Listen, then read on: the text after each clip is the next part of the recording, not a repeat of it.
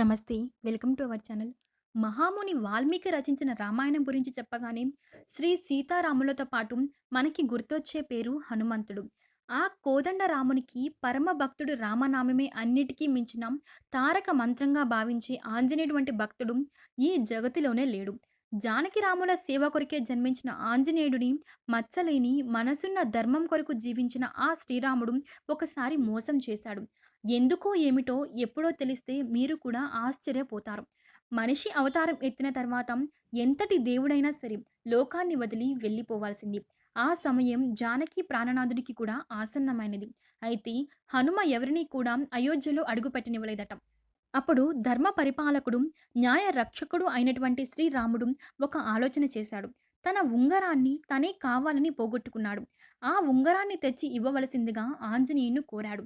దీంతో హనుమాన్ ఆ ఉంగరాన్ని వెతుక్కుంటూ ఒక రాజు దగ్గరికి వెళ్ళాడు. అయోధ్య మహారాజు ఉంగరం పడిపోయింది అని మీకు దొరికిందా అని అడిగాడు. దానితో ఆ మహారాజు తన దగ్గర ఉన్న ఉంగరాలన్నీ బయటకు పెట్టి వెతుక్కో అని చెప్పాడు. తన దేవుడు ఉంగరాన్ని వెతికే ప్రయత్నంలో హనుమంతుడు నిమగ్నమై ఉండగా ఆ సమయంలో యమధర్మరాజు అయోధ్యలోకి ప్రవేశించాడు.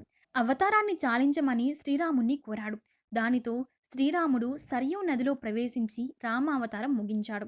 ఇలా ధర్మాన్ని అనుసరించడం కోసం తన భక్తుణ్ణి పక్కదారి పట్టించి మరీ ధర్మాన్ని అనుసరించాడు.